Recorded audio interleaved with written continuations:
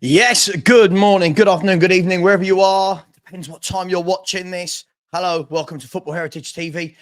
For me, it is about 10 to 11 in the morning making this video, 10 to 11 UK time.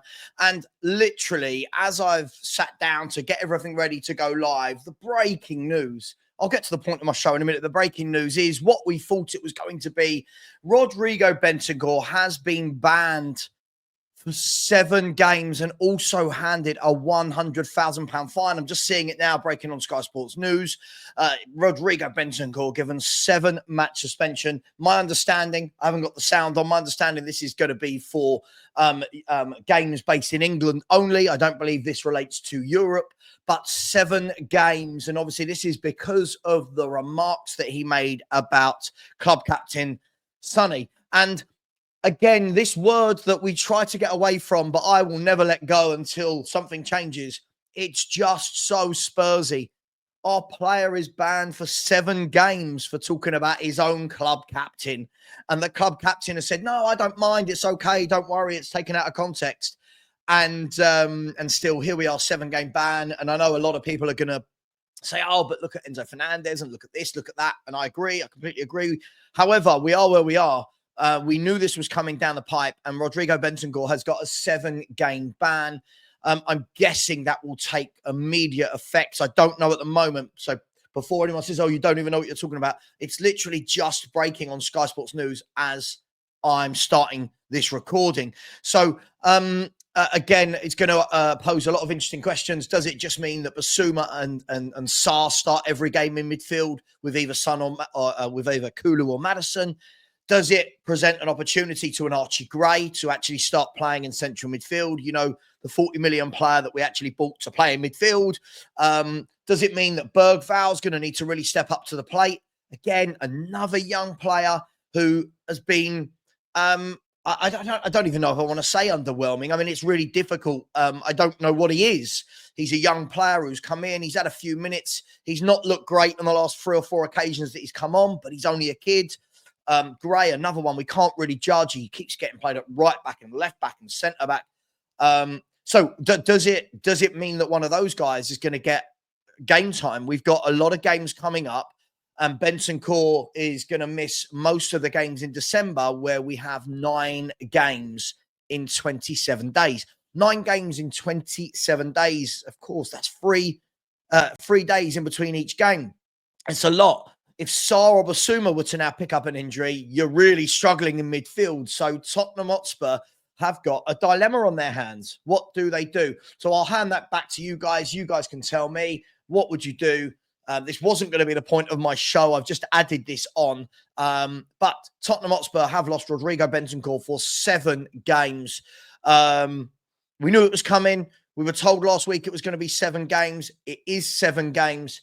And we move forward. So the reason for my show today, and I've entitled this show that it's going to be a bloody long season at Spurs. And look, the last couple of weeks, normally clubs out there tend to go a bit quiet during the 2-week international break. There's not a lot of news.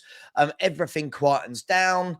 At Tottenham, that's not so much the case. Now, I'm aware that I'm part of that problem because I'm part of the Tottenham YouTube community, and we will report what we see. I do think people need to differentiate between me saying, look at this report where this reporter has said this about Spurs, versus me making up something and going, oh my God, Spurs XYZ. I don't think some people quite understand how that works. Look, there's been lots of reports over the last 48, 72 hours about the manager falling out with players, players not being happy with his tactics. We're seeing the Spurs cycle, aren't we? We're seeing the Spurs cycle. Manager starting to get aggy in press conferences. Defeats starting to become a bit more regular. Players apparently not very happy. Fans, we all split, don't we? We split. And I would say it's down the middle, but we've got lots of different pockets. Some people, nothing wrong with Ange, nothing wrong with Levy, nothing wrong with the signings. Brilliant. Then you've got the people that are, Ange is brilliant, Levy's rubbish. Then you've got, no, Levy's done a great job, Ange is rubbish. Then you've got, well, what has Lang done? The manager's good, the chairman's good, but Lang coming in, he hasn't done very well. And for me, everybody is entitled to their opinion. Of course. I'm not. I don't come on here and say to people, "You must not like Ange because I don't." I'm not doing that at all. If you like Ange as a manager, great. I'm not asking anybody to. You must not like Enoch as owners and Levy as a chairman because I don't. I'm not saying that. I give my opinion. I'll put it out there. We'll debate it. That's fine. I think people need to understand that.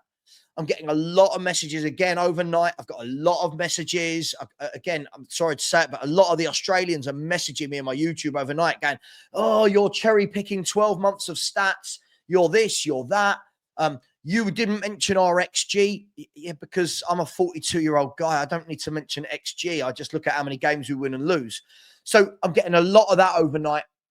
But look, I'm not here to tell anyone what to think. I'm here to offer Savva's opinion and to chuck it out there onto a debate board where people can debate. That's what this should be about. If people want me to be a YouTube channel that just sit here and go, "Oh, Ange is great," cool. But I have to stand to my own values. My own morals are, if someone tells me something is good, my response is why. So this goes back to the transfer window. And in this show, we are going to talk about Lang and what he's done, Daniel Levy and Enoch, and what does the future look like there. And then we're going to look at Ange Postecoglou as well, because Ange Postecoglou, ultimately, he is the manager, and the sword normally falls on the manager. That's whether we think that's right, whether that's wrong. That is how football clubs work. That is how all football clubs up and down this country right now, there will be fans sitting there, whether you're a Carlisle fan, a Bristol City fan, a Tottenham fan, a City fan, a Brentford fan, whoever you support, there are fans sitting there going, "What a manager. I love this manager. If you want to sack him, you're mad." You'll have other fans of that fan base going, "This manager's poor. Get him out. We want him out." And again, it doesn't matter which football club you are. This isn't unique to Tottenham Hotspur. This is football fans. This is what we do. We debate things. Now, some of us look at it one way, some of us look at it another.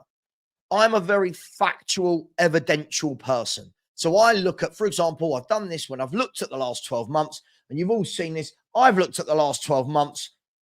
I didn't put this together, by the way, but you look at that and I say, what a very average job the manager's done. And I say average job because we're sitting slap bang in the middle of the table. We're ninth in the table, below teams like Bournemouth and below teams like Man United who just sacked their manager for being poor. I look at that. That's where I go, by the way, I knew all this, but I use that as my overarching evidence that, hey, I don't rate the manager.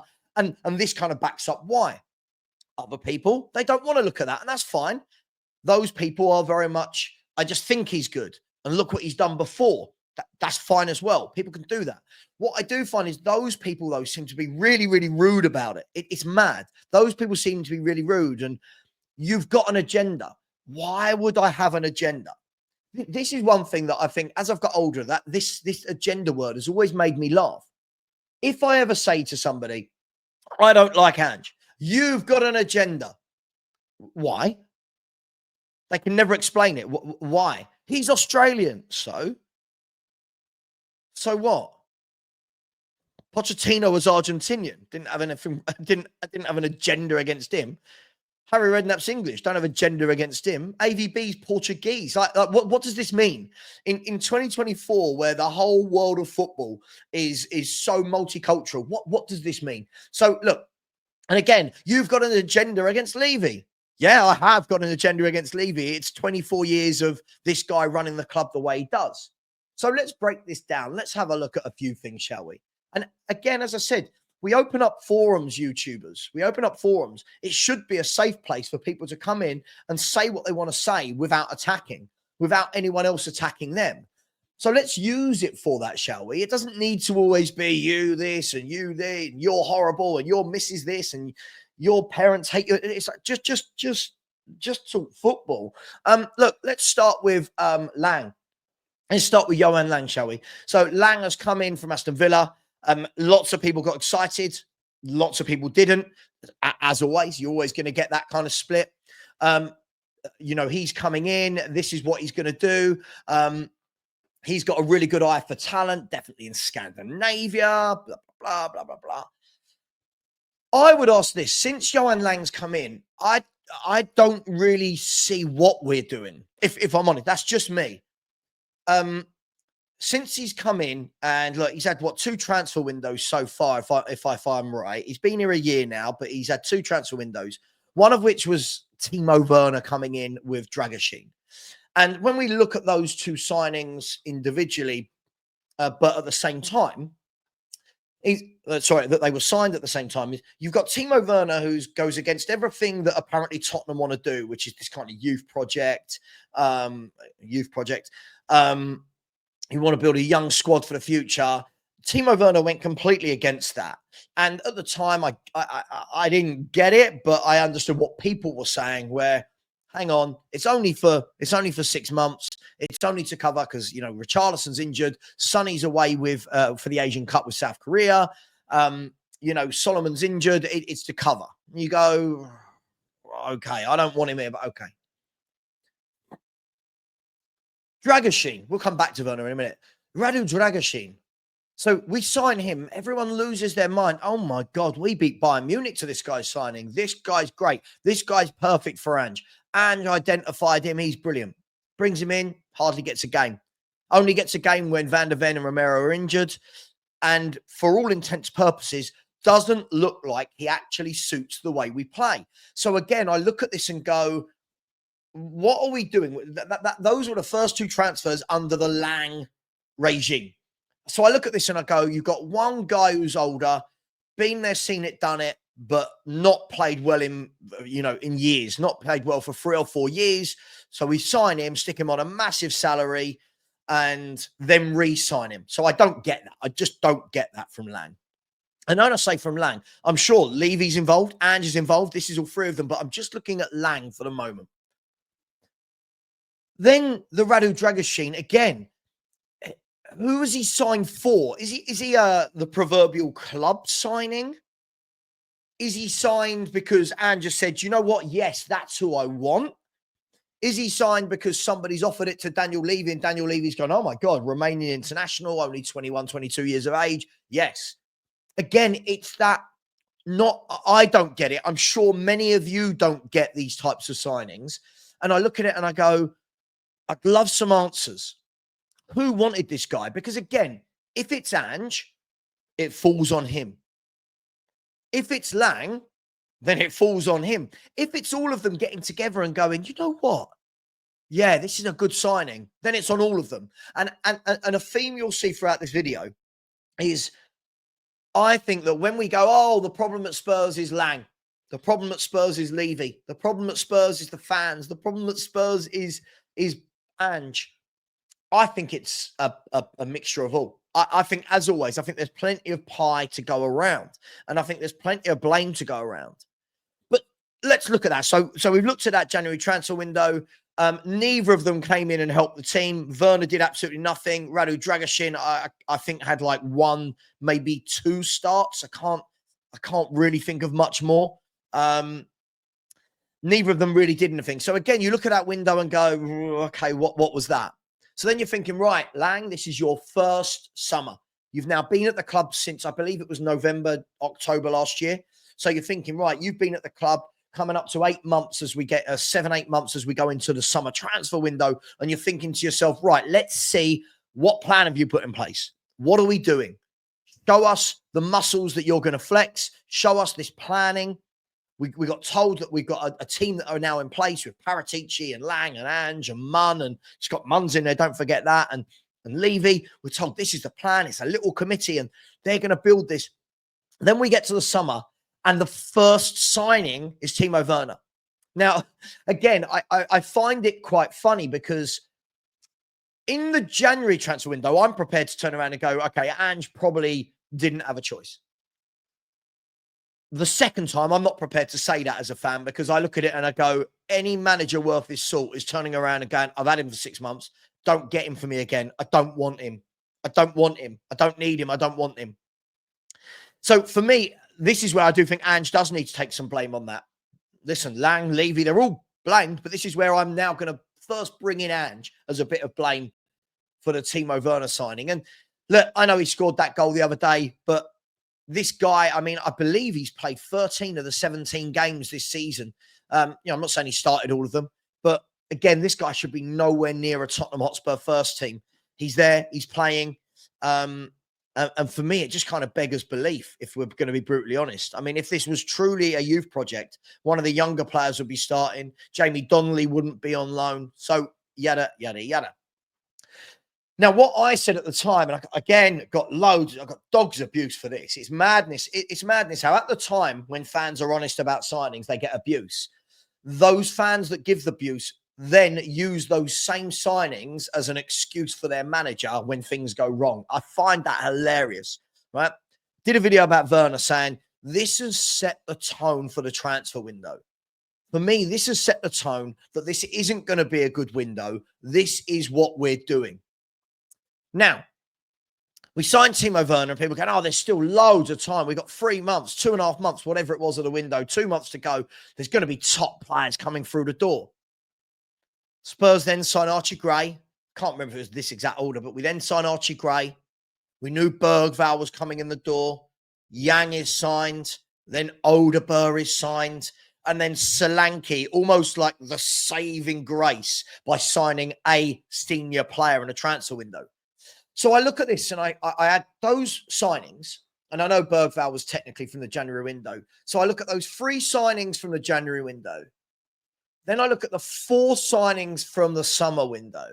And I say to myself, what is the plan? What is this process? I keep hearing this word process. Keep hearing it. Saw someone the other day done a post and they said, I think it was on X, and someone said to me, we've got to remember this is a process and he's only 18 months in. But what is that process? I wish somebody would just turn around to me and go, this is the process, Savva. Boom, boom, boom. I don't see it. 1 minute is Werner's, then it's Solanke's, then it's 18-year-olds with nothing in between. Like there's no 23, 24-year-old senior. I'm not saying they're old, but there's no 23, 24, 25-year-olds coming in that have played 6, 7 seasons and they're bang, going straight into the first team. So again, I don't know what the process is. People can say that's moaning. I just don't get it.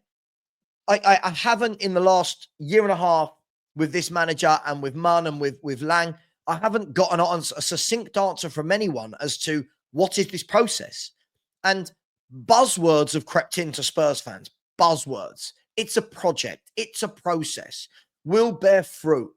Yeah. You've got an agenda. All these buzzwords. But when you ask people to describe what do you mean by that, no one can actually say, boom, boom, boom. This is the path. Boom, boom. No one can describe it, because for a project and a process, to only go and sign one first team signing in a summer window, in the first summer window with your new director of football, baffling, right? You know that gif of the guy who's confused? He's looking up like this and there's just all these numbers and letters swirling around his head. That is Tottenham Hotspur. So for me, I don't know what Lang's remit is. They then go to the fans forum and they're talking about, it's about building youth. Okay, but if we want to build youth, what is the actual plan? What's the end goal? Saying we're building youth isn't really a plan. Like, what's the end goal? If you turn around and said to me, every summer we're going to buy 3 first-team players that make us better in the 11 and 3 18, 19-year-olds, fine, do it. And then hopefully they all progress every year. Do it. But we don't. We go young. There's Solanke. And everyone went, oh my God, a top striker to join Spurs. Look at this transfer window. This transfer window is great. We're building this is a great process, a great project. And now we've got down the line and we've got a few injuries. People are going, oh my God, he wasn't backed. We didn't sign defenders. We didn't sign midfielders. We didn't sign wingers. Sure. But at the time, so many were so happy with what was going on. And a little bit of foresight tells you you've got to buy senior players if you're going to be in multiple competitions. So again, for Lang, I'll park Lang there. I don't quite understand what his remit is. I don't understand what he's doing. For me, so far, nothing he's done makes me go, this guy's interesting, or I like this guy. At the moment, I'm just looking at this and going, hang on, weren't we buying loads of kids back in the late 90s, early noughties and hoping that we do things? Nothing's changed. The stadium hasn't changed anything. This process is something that we've been doing for years. Just buying loads of young players, hoping that they work out. Some do, the majority don't. That's life. That's football. But for me, I'm going to park Lang for a second. Really interested to know what you guys think. What do you think of his tenure at Villa? I think he brought in some good players there. He did. I'm not saying he didn't, but they let him go. He's come to Spurs. What do you make of Lang? Then we move to Ange Postecoglou. And again, I'll be honest. I really never thought that me saying I don't rate a manager would cause so much hoo-ha. I really didn't. Like, I'm purely going on evidence and what my eyes see, that I'm not impressed. Now, again, I'm not telling you to be impressed. So, sorry, to not be impressed. I'm not telling anyone that. I'm just saying from my point of view, and I think a lot of people are starting to feel the same now, we're not impressed. Results haven't been great. The form hasn't been great. He can't seem to sort a defence out to save his life. Some of these press conferences are a bit strange. Now, listen, that's not the overarching point. For me, be as quirky and as strange as you want in interviews. I don't care. But when the results aren't going well, that's when I do care.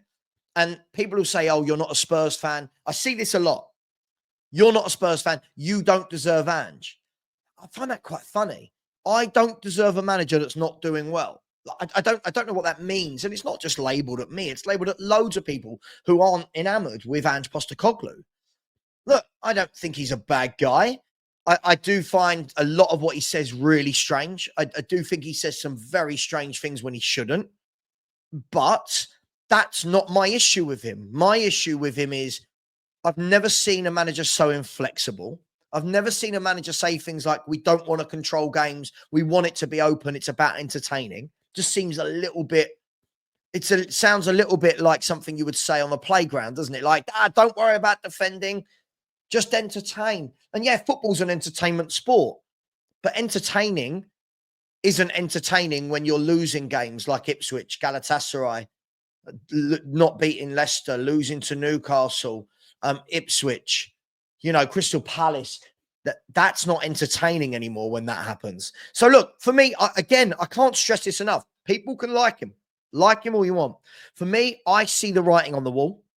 I look at the job he's done, and look, a fantastic, a kind of anomaly of a new manager bounce. Not many managers will go into a club of Spurs' size and will have a manager bounce of 8 wins and 2 draws, and that was phenomenal.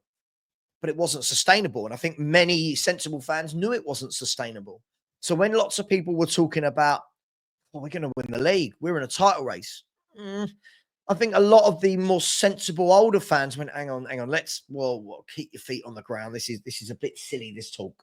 The problem is, since then, it's just been very poor. Since then, actually, we're the 9th best club in the country for a year. And people say, oh, look at the mess he picked up. I mean, realistically, he picked up Stellini and Mason's mess for a couple of months. Before that was Conte when we were in 4th. And some might say it was a false narrative, but let's run with that. He's picked us up. We're in 8th. I think it's a false narrative, but he's picked us up. We're in 8th. His last 12 months sees us in 9th with a truly atrocious away record. 3 away wins in 12 months. Now, people don't want this fact. I don't know why. People just brush this. Oh, don't worry about that. 3 away wins in 17 away games in the league. That is truly atrocious.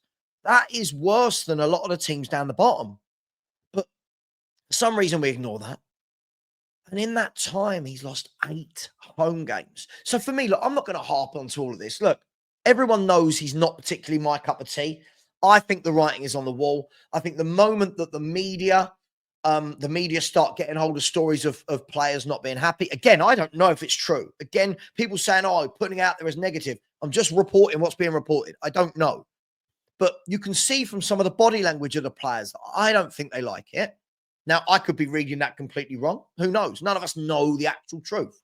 But when I look at the likes of Son and Romero and Maddison, some of these players, they don't really look 100% committed. I look at some of our defending, like the Sammy Schmodik's overhead kick.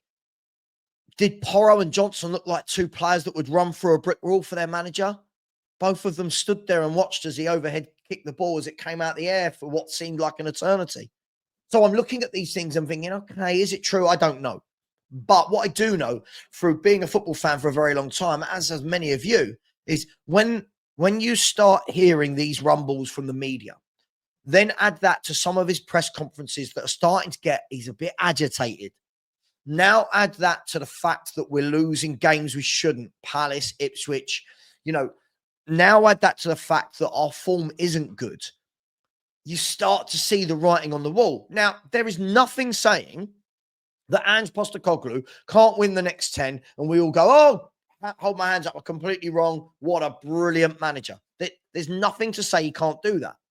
But the evidence would suggest that he's not going to make the changes tactically and mentality-wise to allow that to happen. Now, for me, I think as a manager, you look at your team and you say, who are we playing today? Now, don't get me wrong. If you're a top world-beating team, sometimes you don't have to because you're that good. But I think at what point does Ange ever look at the opposition and go, we need to nullify that threat? I don't think he does. I don't think he does. I think it's a little bit arrogant. But look, I'll sit here and say it now. I said this before. If come the end of the season, we're top 4, he's won a trophy, I turn around and go, Savva, shut up. Savva, shut up. You've been proved wrong. I hold my hands up and go, I'm old, I'm ugly, I'm wrong. Done.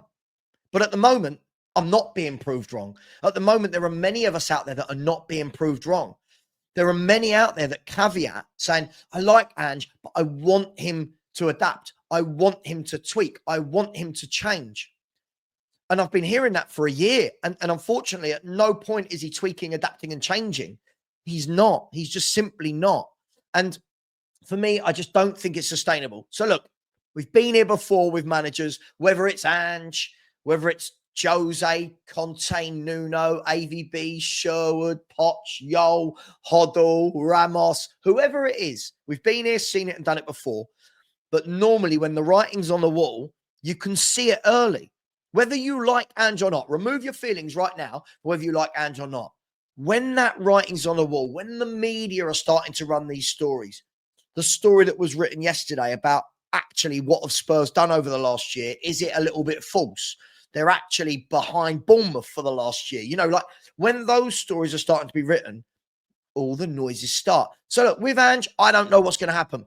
I don't think he's going to get sacked. I'm going to say that now. Whether I like him or not, completely irrelevant. Yeah, and this is what I think fans get upset about. When they say, just give him to the end of the season. It's not me. I'm not making the decision.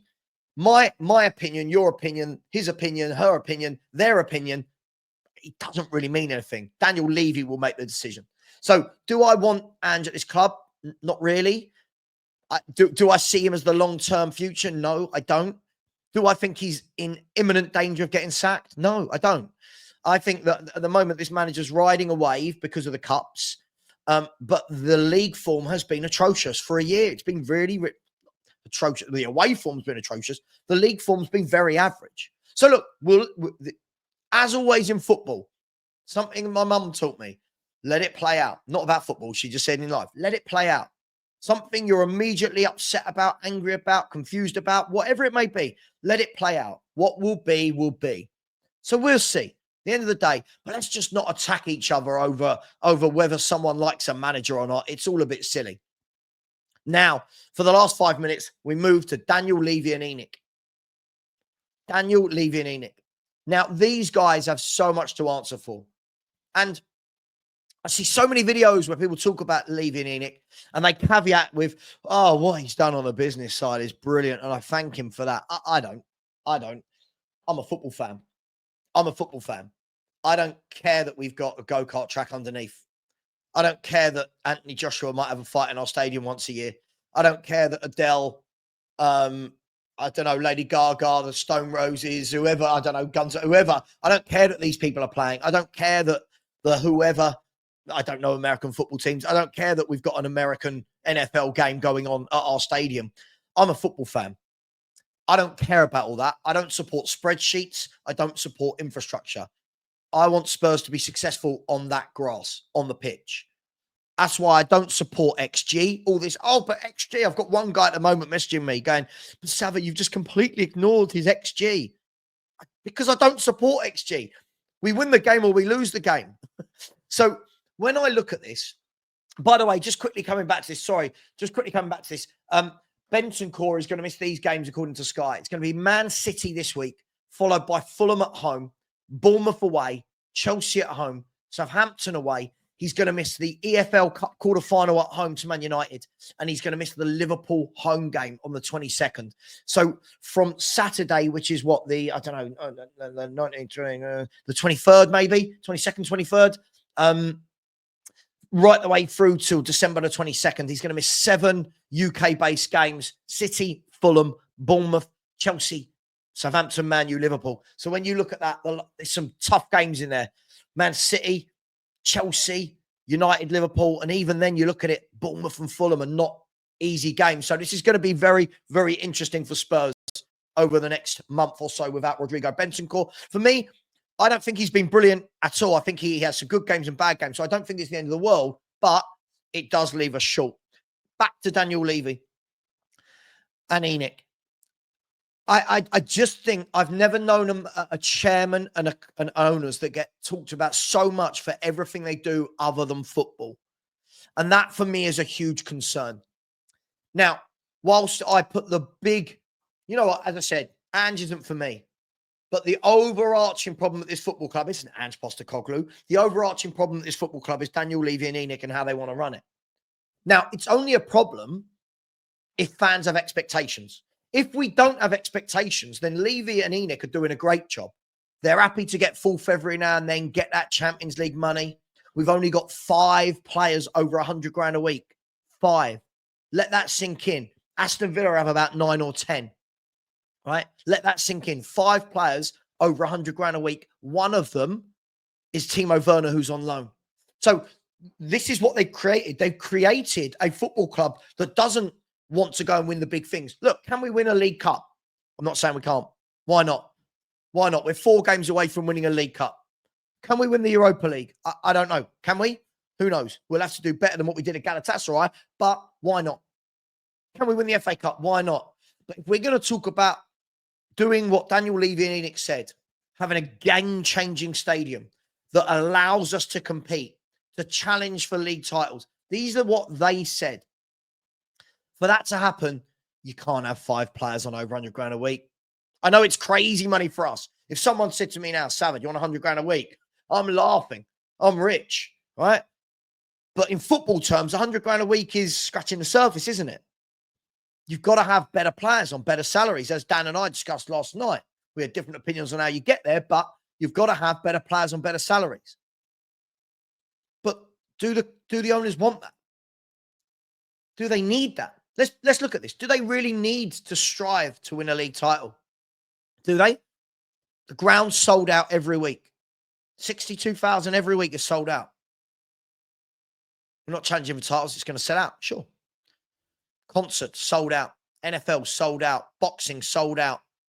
The club shop is raking in money. The amount of beer, fish and chips, whatever else they're serving food-wise. Look how much is sold every game. Merchandise, hotels. What is their need to take us to that next level?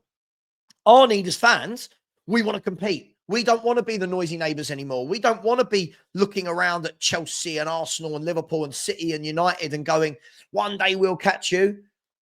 But as owners up there, what is their need? Where's their, that feeling in your gut as a fan where you think, God, I want to win. God, I want to win. I want to win the league. I want to challenge. I want to move. I want to try.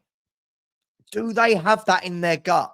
Or is their gut a separate gut? You know the way you have like, oh, I'm full up. Oh, but I can have a dessert because that's a different belly. You remember that as a kid? Mom, I'm full up. Oh, you won't want any dessert? Oh, no, I can fit in some dessert.